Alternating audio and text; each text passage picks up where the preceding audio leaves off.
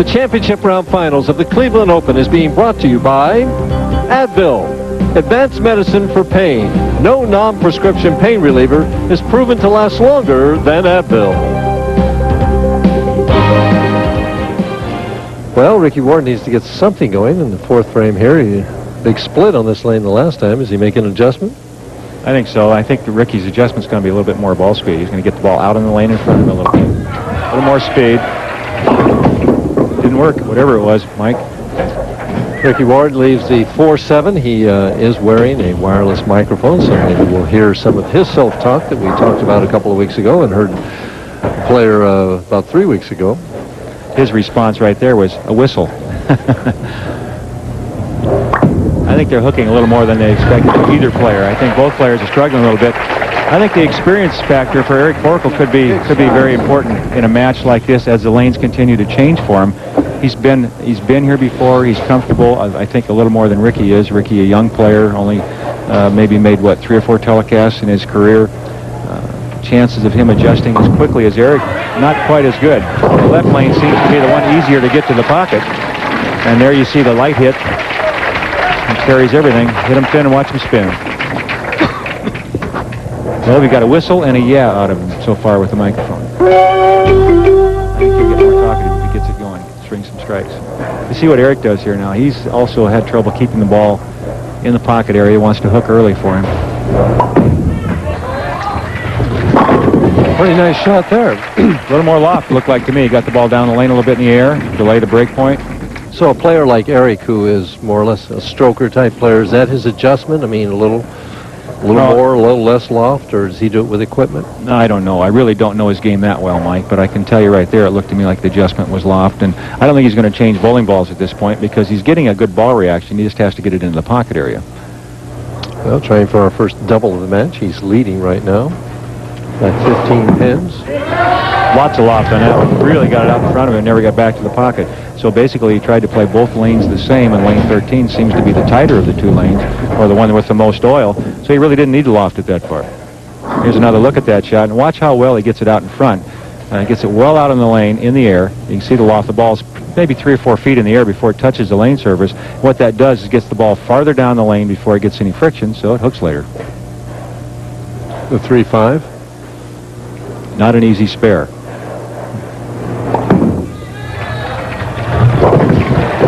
Well, perfect conversion. Ricky Ward now can bite into that 15-pin lead. He can double.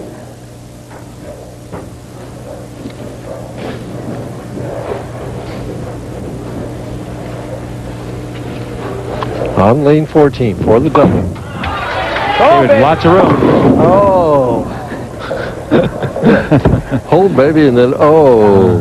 Yeah, well. The ball doesn't listen. I don't see ears on it, you know. Well, I remember one time when Billy Hardwick was sitting in the locker room, said he had trouble with adjusting to the lane conditions, and Harry Golden, the then tournament director at that time, said, let your ball be your guide, and Billy said, my ball's blind, Harry. Well, we had a chance to talk to Ricky about his performance in the position round last night, and this is what he had to say about that. Well, I tell you, Mike, it was just a matter when I went in the paddock, I know I had to beat him by like 40 pins, and I set in my mind to bowl a 300 game or 270 because I knew I was going to need every bit of it. And I came out with the front 5 and left the 9-pin with a 3-bagger, and Dave ended up leaving a 4-6 in the 8th, and I was able to pull it off in the 9th and 10th, and and show up for today. Well, he showed up here. He's still looking to get closer in this match. He gets a strike in the 7th frame. That keeps Eric Forkel within 15 pins. We'll have the completion of match number 1 right after these messages. Eric Forkel up on lane 14. He's rooming this week with David Ozio. David is in attendance tonight and was giving him a little coaching there on what about his swing in between frames. So we'll see if it pays off. Something worked, whatever it was. Well, I know that that Eric's a big proponent of a nice free swing, letting gravity control that swing and as little muscle as possible. So maybe he was just getting a little tight with the swing. This is the lane, though, that's been giving him trouble. This is a lane that generally appears to be have a little more oil. Get the ball through the heads quite easy here, and the ball gets down the lane well.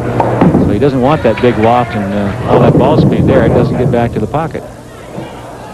And again, the 3-5, the same thing that he left back in the 6th frame. He's going to finish on that lane too, Earl. Well, I just can't believe he won't let the ball roll up in that lane because he started out throwing the ball pretty good over there. He really did. Well, again, he's had practice at this spare, so he knows where to aim at it. Well, the tendency here is to pick the 3-pin off the 5. You have to be very careful when the ball rolls up from this angle. Covers both pins with the ball. Both players struggling.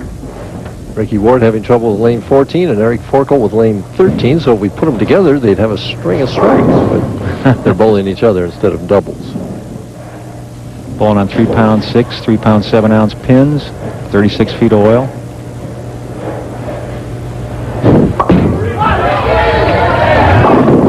Well, he got closer. Still, no one has a double yet. Cannot get this right lane down. There, he said it. Cannot get this right lane down. Battle of the monkeys. Cross lane at the 6-pin. Ricky mumbling around. Has it. Ricky has a very expressive face, and you can read his emotions. This is his first shot.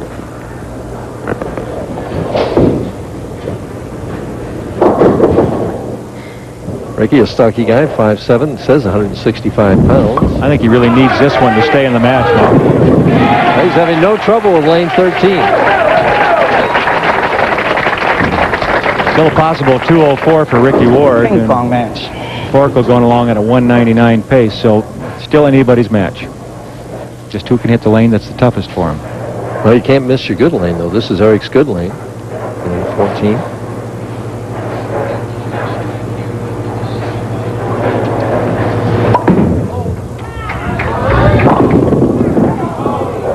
And this the kind of a weak 7 there. The ball didn't really hit as hard as he might have wanted it to. It's kind of interesting, like you said, Mike, that one would hit one lane and the other would hit the other, both being left-handed. Cross lane at the 7-pin. Maintain a 14-pin lead if he gets this. Changes balls. It has it. Eric was a grind-him-out player for a long time, and then he became a star, and this is what he thinks of that. Well, Mike, I don't know if I call myself a star, but I feel the last couple of years I bowled quite well out here, and as you know, I'm always trying to work on my game and trying to improve it, and I just hope that if I'm a star, like as you say, I can be a shooting star. That'd be the kind of star I'd like to be. He needs to shoot it into the 1-2 right now. Well, 2 strikes here and the match should be over. Figures. Misses the one, and he comes back and hits the other. It's typical bowling, right? It's a very demanding game. There's no question about it. You have to make great shots, and when you're playing the best bowlers in the world, they don't make it any easier for you because they're continually putting pressure on, and scores don't matter in match play. It's just whoever gets the most pins.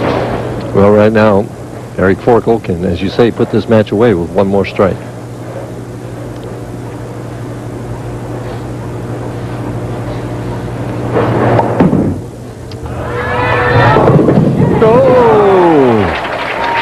A little different release on that one, let me tell you, folks. He got it well out on the lane, but he hit up on it real hard to get some back end, and the ball rolled up high in the head pin. We'll take another look at how that ball reacted when it hit the pins and what happened with the pins here, Mike.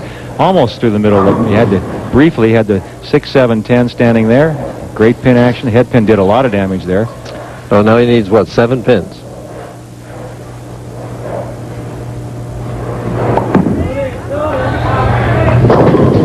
Now he gets 10. So Eric Forkel survives the first match, 208.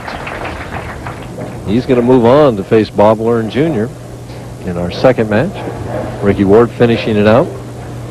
Still trying to figure out how to hit lane 14. He will now. You watch. Oh, a solid 10. Well, he's getting closer. I mean, give him about 2 or 3 more frames and he'd have it done. When it doesn't matter, sometimes your swing loosens up a little bit and you get that little extra ball speed, a little better rotation, and you strike. I've been there. I know how that feels. At the 10-pin. So he never did strike on lane 14. We'll see if he can do it on the fill ball. But before we see that, we're going to have to go to break right now. When we come back, we're going to talk about making spares and how the pros do it. Stay with us.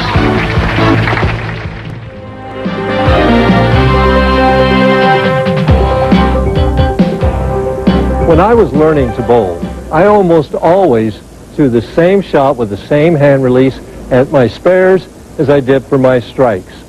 Nowadays, though, it's not the same thing at all. As I was watching our top 5 play in last night's position round, I noticed that all 5 of them not only changed bowling balls for something that hooked far less to shoot at their spares, but they also changed hand releases to throw the ball hard and straight.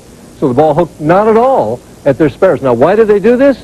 Well, I think the biggest reason that pros have started doing this today is because they want to take the lane condition, whatever it is, dry or slick, out of play. And if they use a low surface friction bowling ball, throw it hard and straight at that spares, that's basically what they do. Now, how do they do that? Put the hand right behind the bowling ball. Fingers barely go in, nice and hard. You're swinging it straight behind, and let it go with the hand right behind the ball with very little lift, so the ball rolls end over end right down the lane at the spare. Remember, it doesn't have to react to the lane condition. It only has to just touch that spare to knock it over. Now, earlier, I shot a 10-pin. Let's give you an idea of how we do this as far as putting the hand right behind the ball, going straight at the spare. There's the hand behind the ball. Straight at it, left of the 4th arrow, very little hook, and it makes the 10-pin. That's the way it's done. So in your league play, if you want to improve that spare game, try that low surface friction bowling ball straight at the spares and see if you don't make more of them. Next Tuesday night, August 22nd, we're going to Mechanicsburg, Pennsylvania. It's the Bowler's Journal Classic. Join us there, and of course, we'll have another Average Builder. Well, we want to take a look at our AMF point standings, and we have a number of players. Duke looks like he's locked in, and the guy we're going to talk to pretty quick is in 3rd place, Mike Albee right there. Well, it continues on, and the AMF point standings just stay. Looks to me like he's going to make it pretty easily, too. But Bob Learn down there, how many we get? 24 here, Mike? Is that what make it? And on our 3rd page, some more names there. We've seen Jakes this year. Dave Arnold, the quiet man. We'll update you as we go along with that from week to week to see how the players are doing.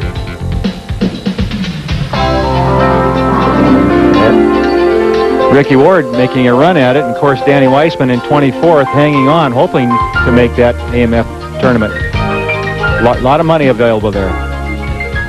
Our opening match, Eric Forkel outlasted Ricky Ward, 208 to 184. He's going to move on to take on Bob Learn Jr. coming up next. And joining us for our 2nd match is a former PBA president, the current Tournament of Champions winner, and ABC Masters Champions winner. You win everything, Mike. Mike Albee, welcome. Thank you. I've been very fortunate, Mike. Yeah, it's been an outstanding year for you this year. So far, so good. Been bowling pretty consistent, and my most consistent year I've had in my career. Well, we're going to see if Eric can be consistent and continue on in match number 2, as he's going to take on Bob Learn Jr. right now. Well, what do you think, Mike? You think the left-hander might have the edge now that he's got lined up and figured out the pair? I think that's the key. He figured the left lane out now, and he already had the right lane, so it'll be tough for Bob. Well, Mr. 300, though, you never want to count him out.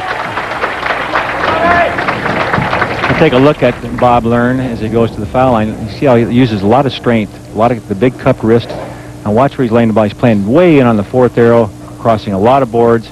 The ball actually rolled out at the pocket area, and he got great carry. The ball rolls out, it hits very hard. He's pointing to the right side. It didn't make it over there. He thought it was going Brooklyn. I think he just wanted it to hook. It was going down the lane. I think steer it. Get it up there. Yeah, just help it a little bit. Now, let's see if he can maintain the shot on 13. Mike Albee sitting here with us. Notice that he finally got lined up over there, which was the key, to winning that match, obviously. He got the double in the 10th. But here, if he can get this lane early, and I think he's going to need to, because Bob Learn Jr. was bowling very well in practice. Wow, what a lot of loft that one had. Got the job done, huh? You notice that he had 4 strikes on lane 13, but he got 3 of those in the 10th frame, so... Bob's been kind of a tough luck guy. He made the show last week, struggled, but he got kind of beat up by his opponent. You can see how he holds the ball there. He uses a lot of strength to hold it just with one hand. Oh, it's a great shot from Bob there. If you notice, Bob looks like he lifts straight through the ball. Here he comes his 5-step approach. Big power player. Watch his head start to lift out of it as he gets to the point of release, but he keeps the arm low and long, which gets the ball down the lane before it breaks too early. There it is, great power from Bob.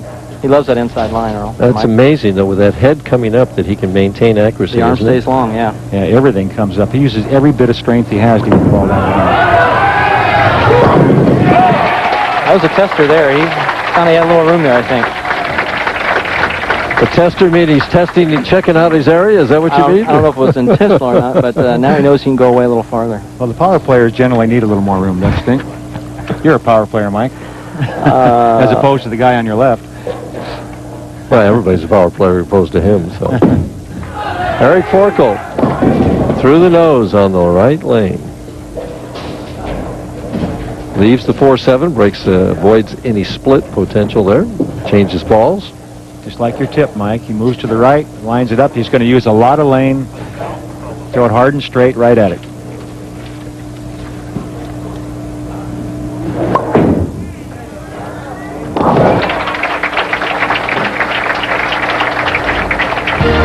Well, don't forget, the seniors are still playing in golf. You know, it's the Northfield Long Island Classic. 1 o'clock. Coming up just shortly on Friday.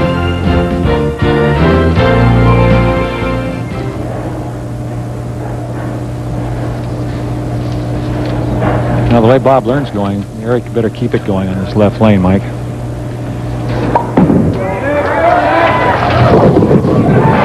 There, you get the job done, huh?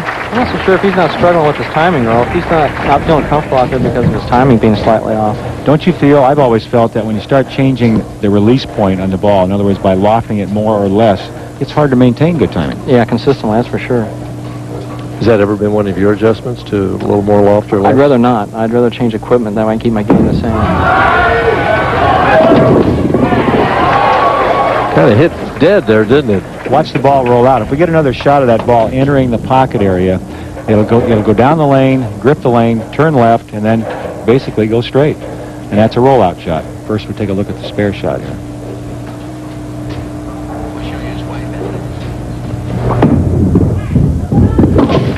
Straight at that 7 pin. Stacy applauds that. She likes being a fixture on this telecast. And, of course, Brandon and Brittany.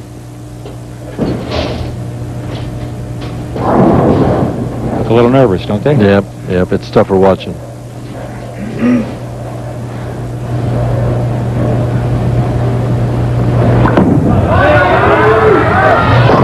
you're right. He could check it out there, can't he, on that lane? Well, Bob, once he knows he can get a little loose with it and get that ball to roll out and stop, to me, that's my favorite shot. If you can get the roll out and stop and still hit, you can go a long ways. I remember years ago, Don McCune, back in the mid-'70s, had that shot going for him. He became Bowler of the Year, like in 1974, 73. Had that shot, same exact shot. This is 22 years ago. Eric right through the heart again. Is he going to get another break? Well, it rolled around it, but it didn't knock it over. So now, it looks like it just dried up on lane 14, and he's got no oil to move into. I think the lanes have been very difficult for both he and Ricky Ward right from the beginning. Here's another look at that ball as it goes through the center of the head pin. Gets a big break here. Mike, could have been the baby split, could have been just about anything. Gets a good break. He almost kind of strike out, but yeah, he moved in that time, and there's no more oil for him to skid down the lane any farther for him. Eric Forkel converts the, what was that, the 2-pin? Yeah, got to think. You give me 2 left-handers here. Mike Durbin, along with Earl Anthony and Mike Albee, we're in Bedford, Ohio. Ambassador Bedford Lanes. We're in the second match. It's the 6th frame of the Cleveland Open. Eric Forkel has defeated Ricky Ward in our opening match, 208 to 184. Mike, as the lefties move more to the middle of the lane, you being one of the premier left-handers of all time, as they move farther and farther toward the middle of the lane, what happens to the oil? It was impossible. You couldn't do that this week. You really couldn't move in farther where Eric's trying to go to. Eric Forkel. Now he's found lane 13. 14's eluding him right now. Can he get it back? Well, we'll find out when we come back right after this. And a familiar sight to Cleveland Brown fans as they see Leroy Horde cutting up the middle there, hanging onto the ball right there. And right here, he's enjoying bowling of this kind, a ball of a different kind. And I watched him bowl a little bit earlier. Earl, he throws the ball pretty nice. He does. He gets a lot of revolutions on it. He's very strong. I think he could grab a couple of those bowling balls and get down the field in about 10 flat. What do you think? Strong, very strong young man. Bob Lurn trying to increase his lead. Oh, the old STP, solid 10. I think that's the best shot we've seen that didn't strike, in my opinion. That was really a good shot, and that could have really put Eric Forkel in trouble if he'd have carried this, because he's bowling so good on the left-hand lane. I think that's the only thing that's going to stop Bob is the bad breaks like that. Changes balls, goes straight at the 10 pin. You know, this is his back-to-back shows here, and we talked to him about the confidence that develops for him. This is what he said.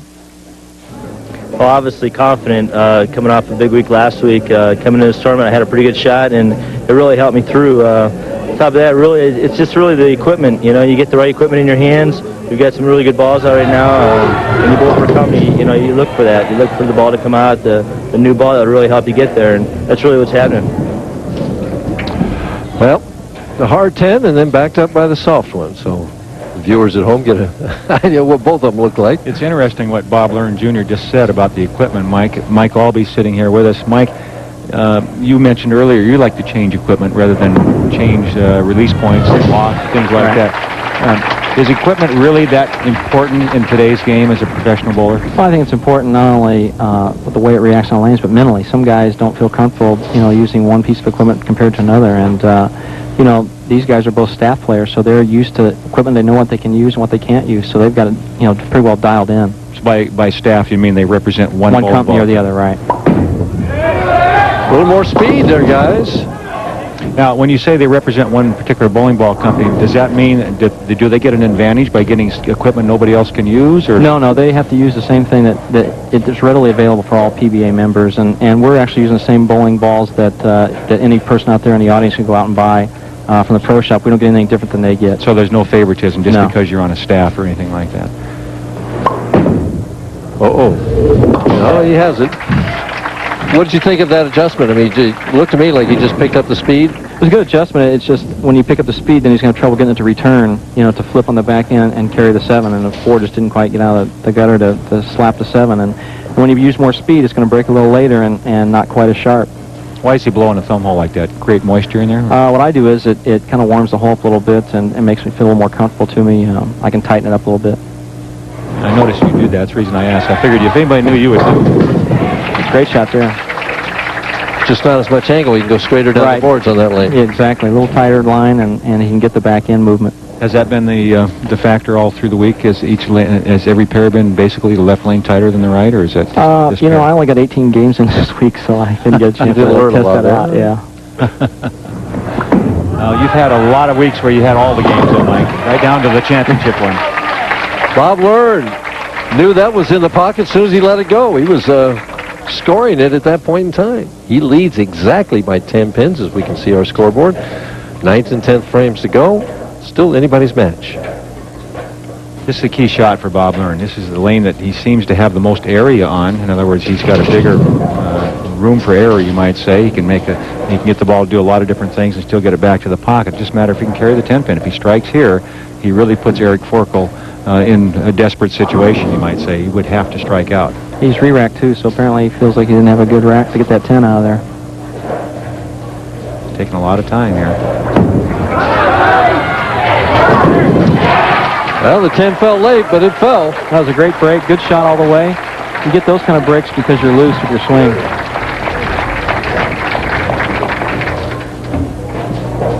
Here's another look at it, Mike, and he's really deep in the lane now. Looks like he's getting deeper all the time, farther left and farther left.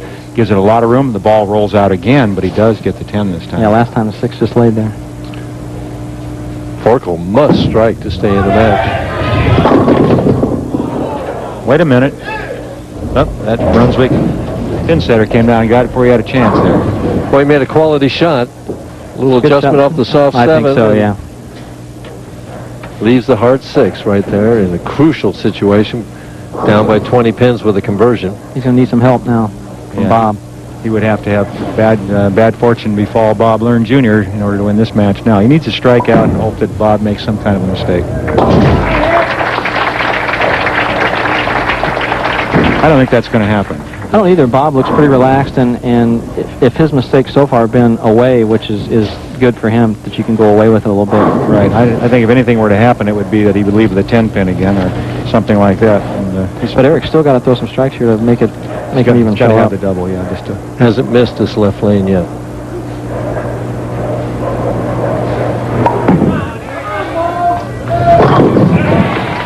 Amazing. They're just so confident on that lane right now. If he could have got by 14, he'd had a real shot. His timing looks really good on that lane. I don't know whether he's trying to make things happen on the right lane or what, but it's just, like you said, so much more comfortable on the left lane and a lot looser. He's really getting the ball well out down the lane, too. He started out in the first match against Ricky Ward, setting the ball down fairly early on the lane. Now he's getting it, looks like 6 or 7 feet out on the lane before it hits the lane. Has to hurry. Well, that about ends it right there, guys. Best he can have is 2:08. Bob Learn going at a 2:28 pace right now. Even if he would open, it'd still be a winner. And he receives congratulations from his family. I think he brought the whole city of Erie here. And Bob's got a great family. They're good supporters of his, and he's a great guy.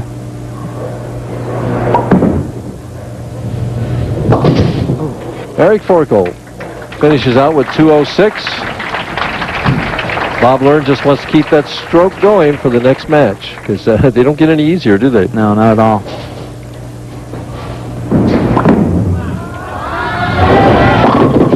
Doing it the right way, too. Continue to stay lined up and throw the good shots and keep yourself in tune for the next match. Especially with Walter and Norm coming up, you don't want to lose your edge at all. Looks like he's pretty dialed in, though. I mean, he does look really good. It's really loose, and like I said, now's when a guy could really lose their concentration a little bit and kind of lose their idea of what's going on. But Bob's obviously still taking time, and he's still intense. Yeah, he's still checking it out. That's the way to attack it. Well, what I noticed, too, is he throws it wide. It doesn't hook early. It just winds up in the 1-3. That's a nice feeling if you're Bob Learn right now. Well, I said, I think the rollout shot, that's one thing that I try to work on every week. If I can find that, I try to make it happen. If you can't, you can't. But and the rollout shot defined right. as getting the ball to stop on the back end and still have enough power to hit and carry those half hits like you just did with a 6 hit the 10. And it keeps you out of a lot of trouble. You can swing it a little bit and get it to stop and end up flush in the pocket. Bob Learn, whopping 248 with 9 strikes in that match. Can he keep it up against Walter Ray? Well, we'll find out in just a little bit. Be sure to be with us next Tuesday night, 9 o'clock Eastern Time. It's the Bowler's Journal Classic from Mechanicsburg, Pennsylvania.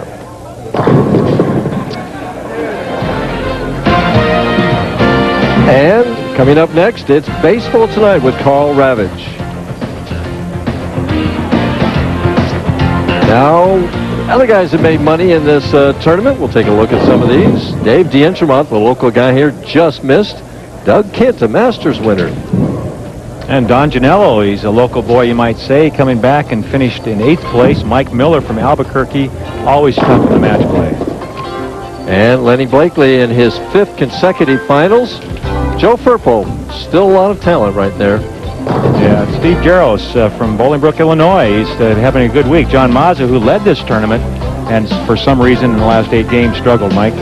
Mike Scroggins, a nice young left-hander there. Last week's champion, Randy Peterson. He's not smiling.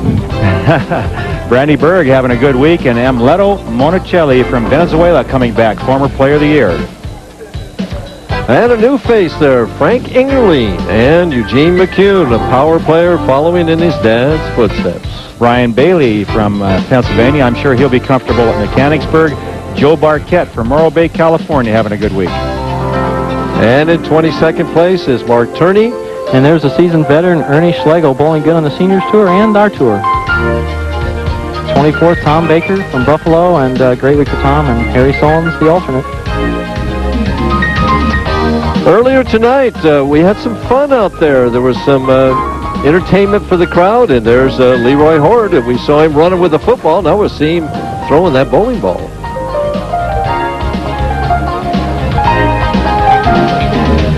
At the 7-10. Wow! I thought he missed it, Earl. Well, looks like he knows how to cover everything, doesn't it? Right between the goalposts, right? Right between the goalposts. And he's enjoying it right now, I guess.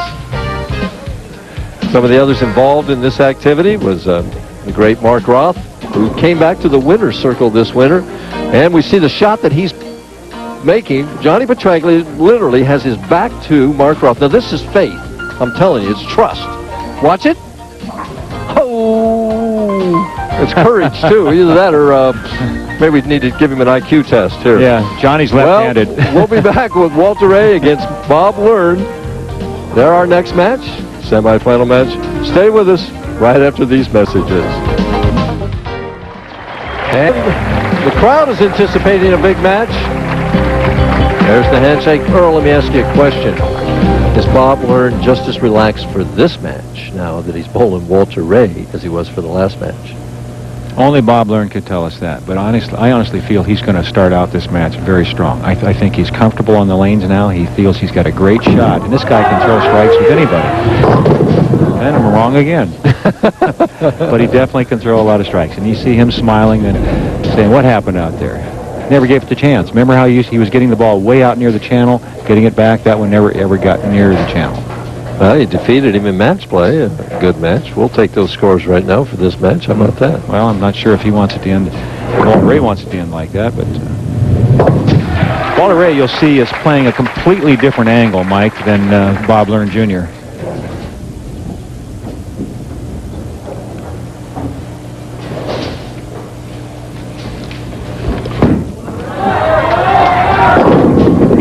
He finds a way to strike from almost any angle.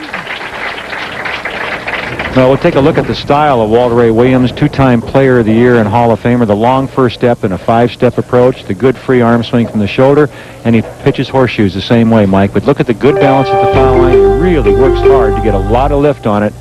Here's a look at the shoulder and the swing, but he pulls so hard on the ball that he actually pulls himself sideways, but the ball's already gone. Well, no matter what he does, they all seem to wind up there. Bob Learn better get lined up like he was the last game quickly.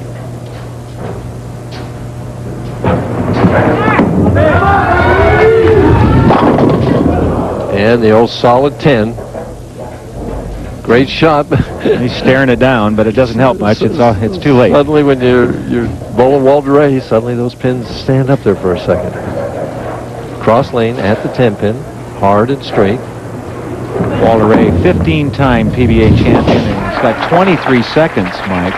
He wants to get even. That's really what he wants more than anything else, is to get maybe one more win than he has seconds. That's a lot of seconds. Of course, you had a number of seconds, over 40, right? We don't want to talk about that. Let's talk about Bob Learn here. Okay. See if he trusts this one. Gives it a little more room, which he did. Left the 10-pin. Well, it was good to have Mike Albee join us. Always nice to see someone of his talent up here with us, and I'm sure the bowlers in the field felt it was great to have Mike up here rather than out there. Right. Another 10-pin. Cross lane at it. And he has it. Walter Ray getting up on lane 14. He just got back from Perry, Georgia, where he finished the last week. He finished third in the World Horseshoe Championships. He's won that event 6 times, and this time says he was disappointed with the third. Walter Ray could well be one of the most accurate players that's ever played the game as far as consistently throwing the ball where he wants it to go. And that's part of being a horseshoe player. You have to be able to throw it exactly where you're looking. Of course, there's no lane condition out there to change the ball and make it, or the horseshoe to make it react differently. And I doubt if the wind's going to affect it very much when you're pitching those shoes. But Walter Ray can definitely hit what he's looking at, whether it be a bowling ball or a horseshoe. Earlier, I had a chance to talk to Walter about how he stays motivated out here. Is this what he had to say? Well, I've got a strong desire to do very well. And when I don't do very well for a period of time, I look back at myself and I say, hey, you can do a lot better than that. Go out and get your butt in gear. Well, sometimes you can get your butt in gear, but the 10-pin doesn't cooperate. Yeah, and, you know, Bob Learn has had trouble carrying the corners. Now, all of a sudden, Walter Ray, after 2 great shots that were strikes, throws 2 more good shots and leaves the corners. So, again, that's been the story all week here, though. It's a pattern, right? It's a pattern. Whoever could carry the corner pins has been the one that's to... No. Wow, he just got it. He gave up on that shot.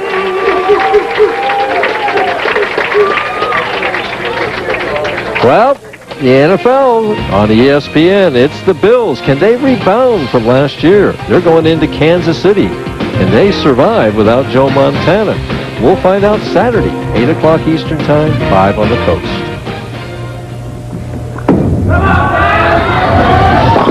Oh, he double hit that 10-pin that time. That's the way to get that out, huh? Here's another look at Walter Ray, and he turned around and said, oh, no. But they put a little paint on it. Here's his reaction. He really, as you said, felt he had missed it, Mike. And the crowd let him know he made it. You can see their reaction in the back over Walter Ray's shoulder. Really? That could be a turning point in this match. What a big break, because he made a major mistake there, in his opinion. And got away with it. Well, it's the advantage, you know, of using that low surface friction ball. It hits that oil and doesn't hook at all. Big, right. And here's a big shot for Bob Learn Jr. to tie this match up. Boy, he pulled the finger holes out of that one, didn't he? He sure does, and he can do it. It's amazing to me that Bob Learn, and I mentioned this last week when he bowled, and he had so much effort last week into every shot because he had to throw it so much harder. And still here at the foul line, watch him come up, and look how much effort there is in every ball he throws. It takes tremendous stamina to continue to bowl like that. Well, Walter says, well, just stuff it up a little tighter here. Yeah, well, he's one of those guys that can hit a little crack out there in the lane and do it consistently. The key for Walter Ray is to get his release exactly the same each time, because you know he's going to pretty much hit what he's looking at. Well, you know, he can vary that release like Norm Duke. He can hook it, he can throw it straight, he can throw it dead straight, and then, of course, he's dead high. I wonder if he looks at that pocket like it's a stake down there, just like he would in horseshoes. What do you think?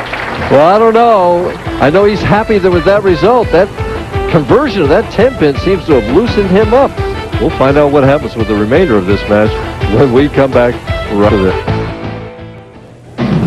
And it's baseball on Wednesday night. It's the Cleveland Indians, the playoff-bound Cleveland Indians, going into Baltimore. They're trying to climb into that wild card spot. And in our second game, Pittsburgh goes to Murphy Stadium in San Diego. First game at 7:30, the second at 10:30 Eastern Time. Bob Learn Jr. continues to play catch-up with Walter Ray. What a great camera angle that was. You could see the rotation of the ball, the break point, the whole thing. And Bob running it out. You saw his feet going across there, but what a great shot that was. Here's another look at that shot, Mike. And he's getting deeper and deeper into the lane. You see him sliding clear over on about the 5th board from the left side, using tremendous rotation to get the ball back to the pocket. He's kicking that 10 now. And we have an even match right now. He can take the lead for the first time with one more. Has to hurry. Oh, he's snapping that 10-pin out. He is. It's amazing how it can stand at one time and carry the next. The entry angle looks the same pretty much, just maybe a little more rotation on the ball. So it's the individual hand releases. I think he's just getting more rotation. The ball's actually hitting the pins harder, and you can see his reaction here. How about the body English? Does that do it there? Walter trying to carry. Oh, the solid 10-pin. So Walter Ray falls behind with a conversion. He'll be behind by 11 pins. Of course, it was an adventure, his last 10-pin conversion. I'll bet this one's right in the middle. What do you think? That's better. Well, he thought it was better. He's quite a showman. He's made a lot of telecasts, and he's become very relaxed out there. And when you get that relaxed, you can enjoy yourself a lot more than some of the guys that get out there and get very nervous. And Walter Ray, I don't think is going to give up on this match, do you? This is his 74th telecast. As he leaves the soft hand. Again, that entry angle that you talk about so often. Well, that's the key to striking. It's, the rotation for the power players is the key. What they want is to get any part of the head pin light. Whereas you and I, when we bowled, it was more a game of accuracy and rotation, break point. We had to play the game a little differently than they play it now, but still got the same results. Well, Walter falls behind by 12 pins right now. Bob Learn working on 4 in a row can really put the pedal to the metal here.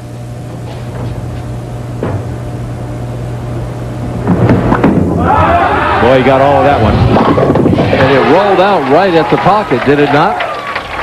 That's really the key, as Mike Albee stated just a few minutes ago when he was up here with us. If he can get the ball to roll out, which means it goes down the lane, hooks up, and then stops hooking, and that's really what they call a rollout. It loses its side rotation and rolls end over end right there, and that's 10 in the pit. That's absolutely perfect carry angle.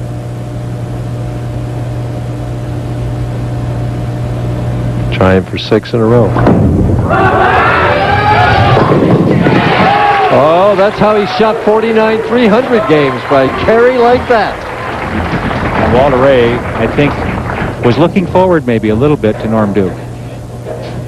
But he may not get past this young man, Bob Learn Jr. Here's another look at that last shot. You can see that rotation and Bob Learn running it out. Walter stuffs it up a little tighter there. To have any hope, he must take it out for 236. That would get Bob Learn's attention. He would have to mark. See the scoreboard there? The difference 32 pins. A lot of strikes. Trouble is, there's a few 10 pins in between for Walter Ray.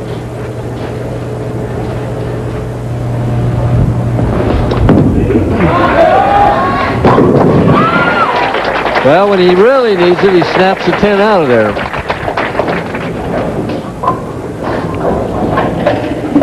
Walter drying his hand off on the hand dryer there. Norm Duke over warming up off the side, the tournament leader. He's not worried about either one of these guys. He'll come over here. He'll take on anybody. He doesn't care who they are.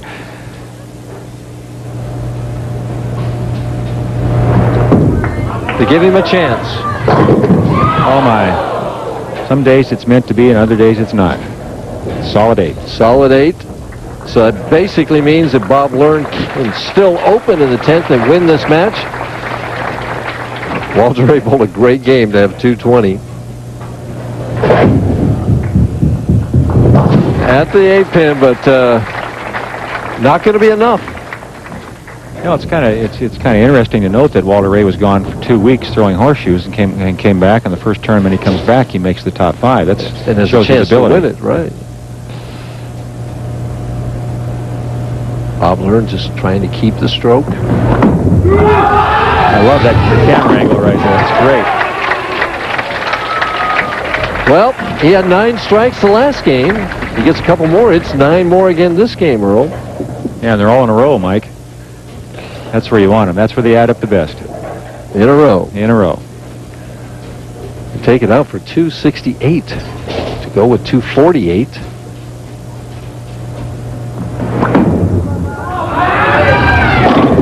And we're in the 8th month, so he likes 8s. Now, Bob Learn is, as you say, and as Mike Albee stated, staying with it. He's getting out there. He's working hard. He's not just throwing the ball down the lane because the match is out of the wood. He wants to be ready when Norm Duke comes over. They just get tougher and tougher. Walter Ray Williams, 2-time Player of the Year, PBA Hall of Famer. He got by him. Now he's got another great player in Norm Duke, the current Player of the Year, to play against. Well, he disposes of a PBA National Champion, disposes of a 2-time PBA Player of the Year. We'll be back to take a look at Championship Frame, which is a short review of our opening 3 matches. Be sure to stay with us. We'll be right back. And it's time for Championship Frame, a short review of our opening 3 matches. And in the first match, Eric Forkel needed the strike in the 10th frame. is the second strike in the 10th for Eric. He'd gotten the first one, and this is the lane he struggled with the most. And you see it was high on the head pin, tripped out to 610. He doesn't look too excited, but he looks a little relieved. Well, he liked the score. 208 to 184. He's a winner in that opening match. He moved on to take on the Buzzsaw, Bob Learn Jr. from Erie. And Bob is in the 9th frame here. Leading by 10, and this strike really put the pressure on Eric Forkel. To get back in the match, he needed some strikes, and he couldn't perform, so Bob Learn Jr. was the winner. Bob very animated.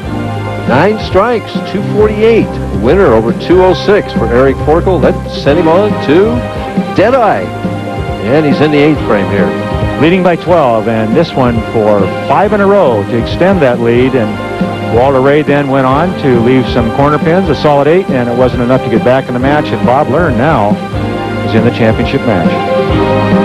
Well, 268 to 225. He averaged 208 on this pair. He's found something. 18 strikes in 2 games. That gives him the opportunity to bowl for the title against the current player of the year, Norm Duke.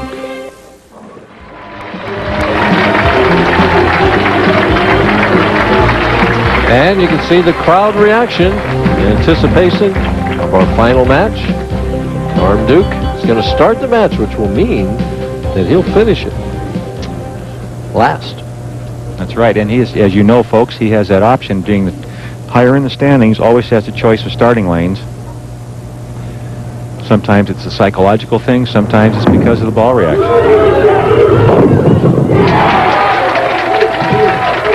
Well, that wasn't exactly the reaction he was looking for, but it got the result that he wanted. Well, while we were away, I was talking to our statistician here, Phil Ringener, and he was telling me that he feels that Norm Duke is always in it, no matter what. He's not... I felt that if Bob Learn could start the match well, first 3 or 4 frames, he would have a good chance to win it. And there's that rollout shot, high on the head pin, kicks the 4-7-10 out. Could have been anything. If that ball had continued to hook, it would have been the big split. The difference is it rolls out and he gets the carry power. And we see that so often today. Here's another look at it. Watch the ball pick up the break point and then stop. It looks like it's going to go through the middle of the head pin, but it stops. How can he take advantage of that now?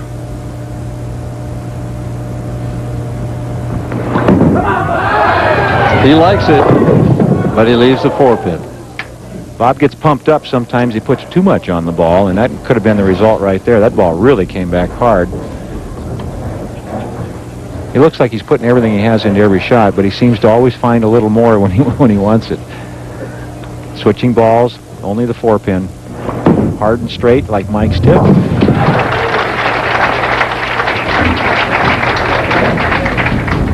Well, we're in Cleveland, and Norm Duke has certainly enjoyed his visits to Ohio. We can see his Buckeye Big Bucks. You add them all up, $110,000. And he did it by getting breaks like that.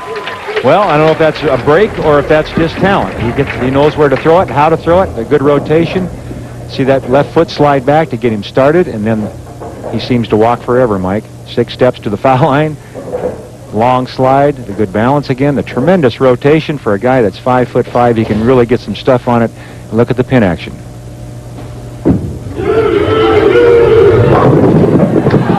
Well, we've seen a lot of those today, haven't we? Yep. It's been the nemesis of every player that's right-handed or left-handed. They've left the corner pins. And again, it's who carries those corners is going to be the winner of this tournament. Norm Duke hit light in the pocket twice, carried both times. That ball rolled up a little higher, and he left what we call the flat 10. Well, we can see that he beat Bullet Bob in the match play. Bullet Bob? Where'd you get that one? I don't know. It just came out of my head. Bullet Bob, huh?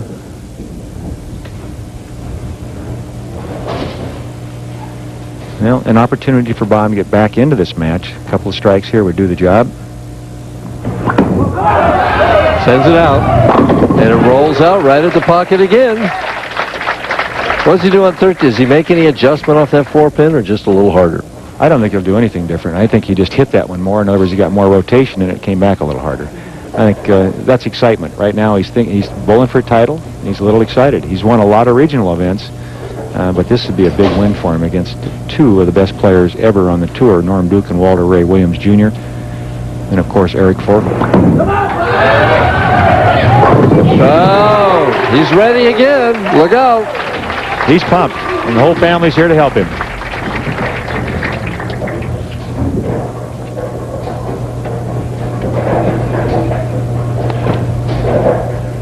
Norm Duke taking very little time.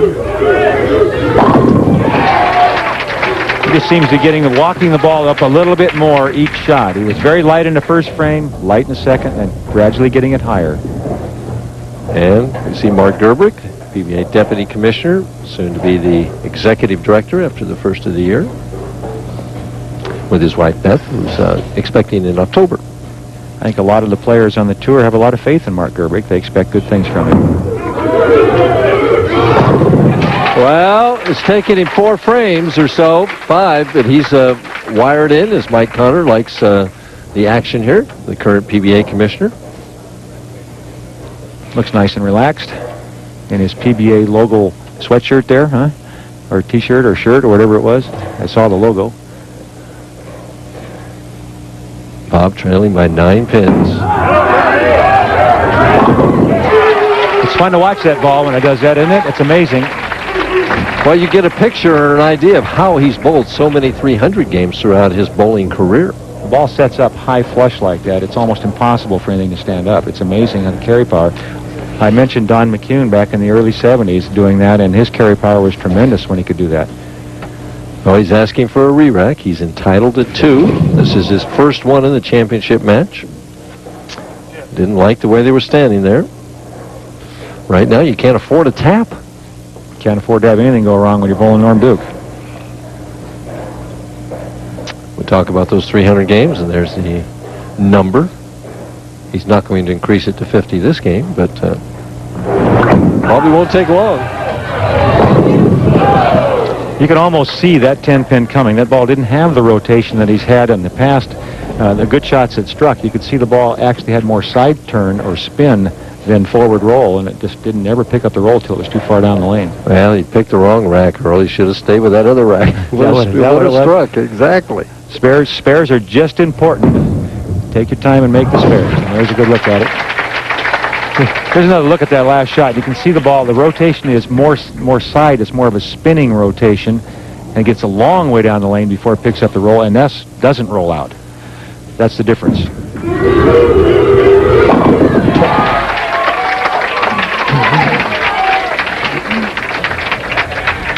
We talked to Norm Duke about that errant shot that he made in Louisville. He owned up to it. You know, it's just one of those things. I made just a pitiful shot, and I was so confident beforehand. I was even thinking to myself, boy, I really think I can make this one flush, and it came off my hand and sailed to the right. It just reminded me of a pitch out in baseball. You know, those things just happen, I guess. I rebounded real good from it, and I'm looking to avenge myself today, so to speak. Well, right now, he's doing a pretty good job of being the avenger. He's up by 20. And really, he's got Bob Learn thinking, hey, I can't afford any more taps. I think a big shot coming up for Bob Learn right now. This is a must, no question about it. This is the strike he needs to load it up for the 9th and 10th. And right now, Norm Duke not showing any signs of weakening. Norm Duke's ball actually not rolling out at all. He's just throwing a lot of power and rolling the ball up to the pocket, and every ball's been flushed since those first couple of frames, first 3 frames, really.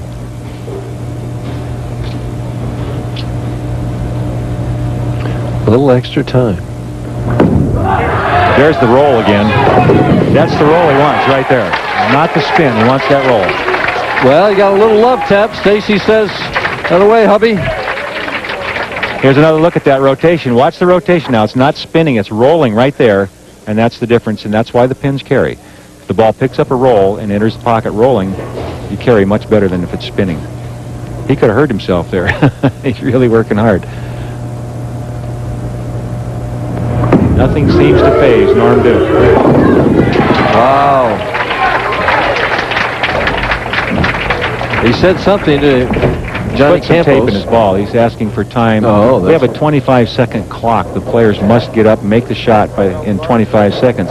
But if they tell the tournament director that I'm going to change the tape or put tape on my ball, they give you extra time, and that's what he was doing, asking for that extra time. Well, that's a critical time to do that. The 9th frame of a championship Well, he must match. have felt he lost that ball off his thumb, don't you feel? He did come in light in the pocket, didn't get the good rotation he's been getting in the last 4 shots, and see if this makes a difference.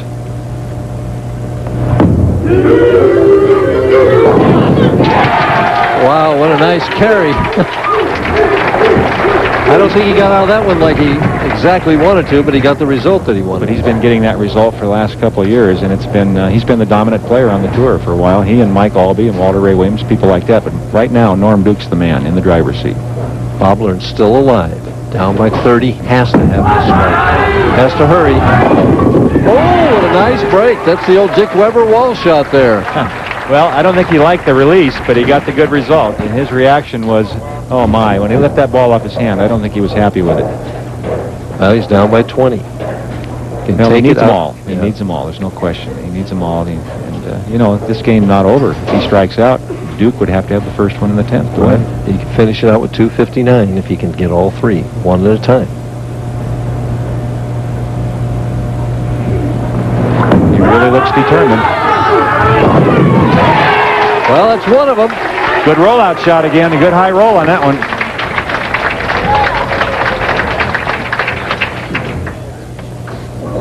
He's feeling it. He's feeling the heat, starting to blink a little bit, taking the deep breaths, but he knows that Norm Duke is not going to give him anything to breathe. He's not going to give him any room to breathe. He needs 2 more.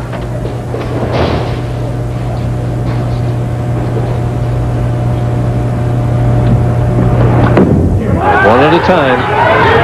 Oh, maybe his best shot of the match. Maybe, and he's done that a lot of times in a 12th frame for 300, and he needs it even more right now. This one coming up just as important as the last one. This is the second ball in the 10th, but he still needs 1 more after this.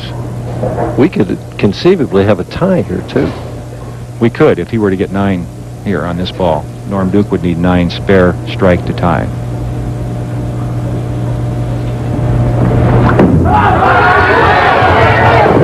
He got it. He got it. 259. So 248, 268, 259. In this game, he got 10 strikes, Earl.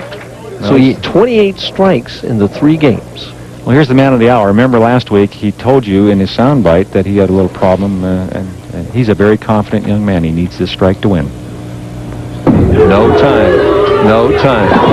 Oh, did he throw it well? Wow. Wow.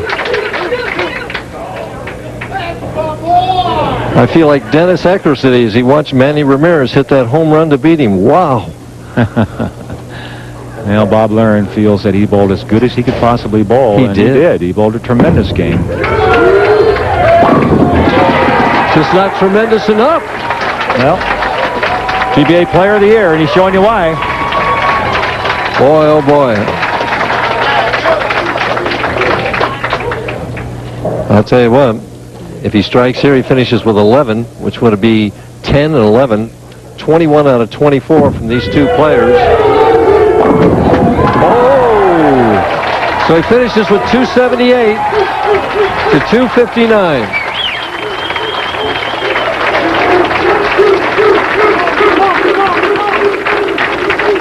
That was a great, Mike. It was a great match. 2 tremendously talented players. We were very fortunate in this top 5 to have people like Walter Ray Williams Jr., Norm Duke, of course, the Player of the Year, and what a great final match. Well, there's your champion of the Cleveland Open. He loves it here in Cleveland. We're going to talk to him about that strike and a lot of others right after this. The Champion Round Finals of the Cleveland Open is being brought to you by Sports Cream, fast pain relief, and no odor.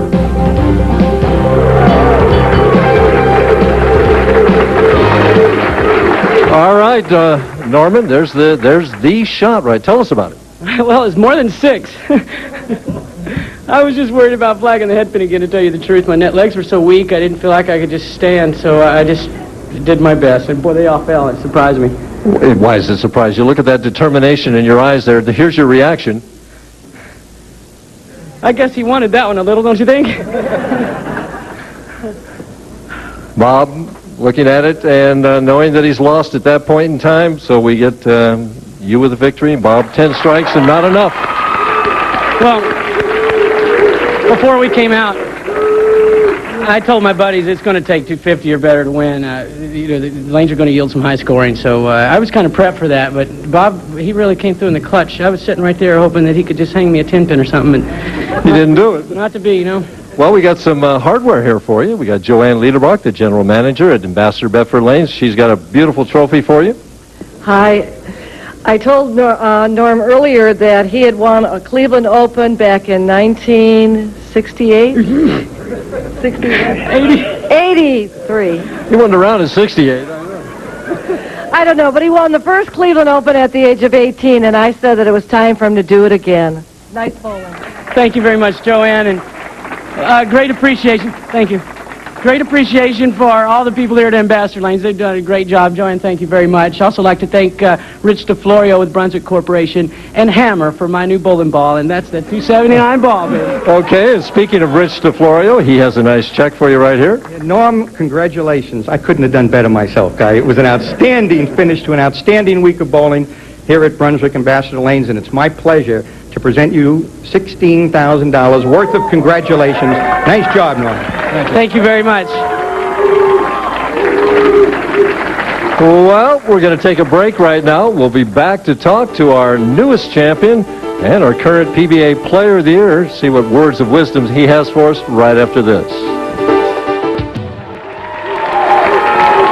And we're back with our newest champion. Earl, I'm sure you got a question for Norm?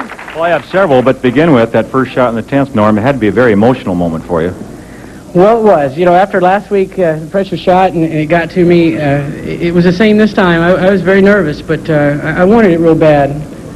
Well, okay, based on that, Norm, the emotion is what I wanted to lead up to. You're a very emotional player. That's pretty obvious, but you keep them in check in competition. How do you do that? You look so intent and so intense when you're in competition, and yet when it's over, the emotion shows. Well, a great friend, Joe Vito, at home always told me, he says, never hoop it off until it's over. You can hoop it then. And so I try to do that, and wait till it's over. Otherwise, it'll affect your next shot. So I try to keep as calm as I can until it's over. Last year, PBA Player of the Year, very confident, made $270,000. Is the confidence level back to where it was last year? Well, not quite. That was a tremendous feeling to be up there, to stand up there, and just feel like you could beat anybody. And I'm on the way back. There's no question about that. But it takes good, successful performances to improve on your confidence, and this will help. Well, it must be, your confidence must just soar when you come to Cleveland. Yes, it does. I really like it here. These fans have shared some dreams with me throughout the years. I love you very much. Thank you. I also, I have a nervous wife at home. It was her birthday on Saturday. I'd like to say hi, Karen, and we did it, hon. I'll be home in a couple days.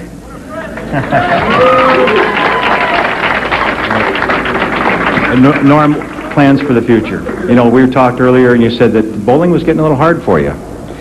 The travel's getting hard. If it's all it was is just standing up here throwing a bowling ball, I tell you, I bowl forever. I love the game. It's a wonderful game, wonderful sport, but the travel, it takes its toll. After, I think this is my 15th or 16th year, I'm kind of like you, Earl. I'm a little tired of it. All right, well, we've got to wrap it up. Congratulations to Norm Duke for winning this. Thank you for being out here with us. For Earl Anthony, this is Mike Durbin saying goodbye from Cleveland, Ohio, where Norm Duke is your champion. Be sure to join us next Tuesday night, 9 o'clock Eastern Time. It's the Bowler's Journal Classic from Mechanicsburg, Pennsylvania. Coming up next, it's Baseball Tonight with Carl Ravitch.